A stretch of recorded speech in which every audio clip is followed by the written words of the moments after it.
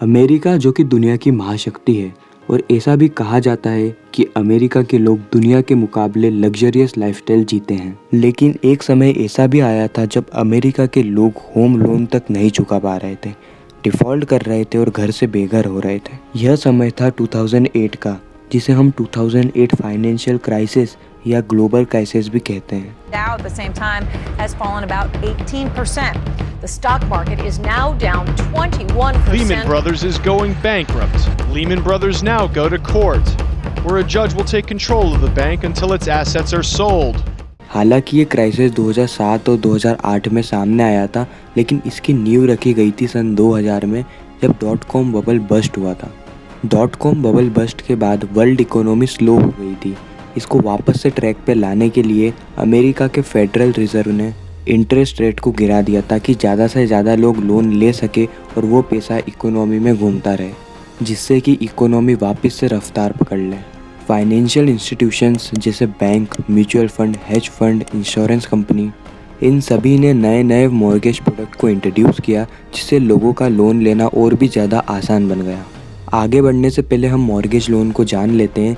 किसी भी चीज़ को गिरवी रख के जो उधार दिया जाता है उसे मॉर्गेज लोन कहते हैं। उस समय बैंक ज़्यादातर सब प्राइम मॉर्गेज इशू कर रही थी। सब प्राइम मॉर्गेज यानी वह मॉर्गेज जो कि कम क्रेडिट रेटिंग पे भी दिया जाता है। यह बाकी मॉर्गेज से रिस्की होता है क्योंकि इसमें डिफ़ॉल्ट के चांसेस सबसे ज़्यादा होते हैं।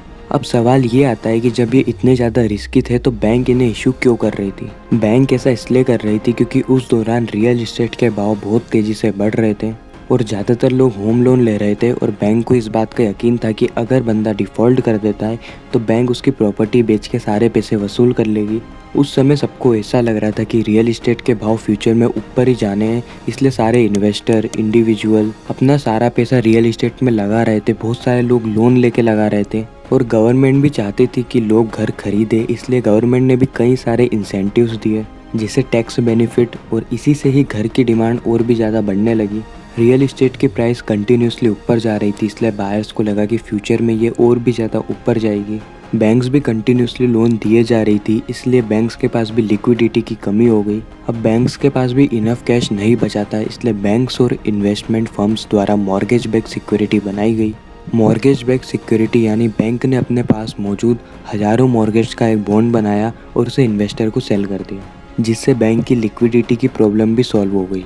अब इन्वेस्टर्स ने भी मॉर्गेज बैक सिक्योरिटी इसलिए खरीदी ताकि उन्हें फ्यूचर में इंटरेस्ट के साथ उनके पैसे वापस मिल सके। धीरे धीरे करके हाउसिंग मार्केट बबल बनने लगा, जहां पर हाउस की वैल्यू उसकी ओरिजिनल वैल्यू से कहीं ज़्यादा थी। मेन प्रॉब्लम शुरू होती है जब फेडरल रिजर्व इंटरेस्ट रेट को बढ़ाना शुरू कर देता है और जून 2006 तक इंटरेस्ट रेट अपने पीक पर पहुंच जाता है। इंटरेस्ट रेट बढ़ने के चलते कई बोरोवर्स को मॉर्गेज के पेमेंट में दिक्कत होने लगी और इसी समय हाउस की प्राइस भी गिरने लगी। यानी एक तरफ ब्याज दर बढ़ गया और दूसरी तरफ रियल इस्टेट की प्राइस गिर गई। फिर होना क्या था, धीरे धीरे करके सब प्राइम के बोरोवर्स डिफ़ॉल्ट करने लगे जिन्हें कम क्रेडिट रेटिंग पर लोन दिया गया था। डिफ़ॉल्टर्स इतने ज़्यादा बढ़ने लगे जिसके चलते मॉर्गेज बैक सिक्योरिटी की कीमत बहुत तेज़ी से गिरने लगी और फाइनेंशियल इंस्टीट्यूशंस को बड़े बड़े लॉस दिखने लगे। और ये लॉस इतने ज़्यादा बड़े थे कि बहुत से बैंक ने बैंकरप्सी फाइल कर दी, जिसमें सबसे बड़ा नाम था लेमन्स ब्रदर्स का। लेमन ब्रदर अमेरिका के सबसे पुराने बैंकों में से एक थी और ऐसे ही कई बैंक बैंकरप्ट हो गई और धीरे धीरे करके ये सब प्राइम क्राइसिस, फाइनेंशियल क्राइसिस और फिर ग्लोबल क्राइसिस में बदल गया। और इसी समय एक रिसेशन आया जिसे हम द ग्रेट रिसेशन भी कहते हैं। हालांकि इसके कुछ सालों के अंदर ही अमेरिका और पूरी दुनिया ने बहुत अच्छी वापसी करी। तो यही था आज की इस वीडियो में। वीडियो अच्छी लगी हो तो वीडियो को लाइक कर देना, चैनल को सब्सक्राइब कर देना। मिलते हैं किसी नेक्स्ट वीडियो में।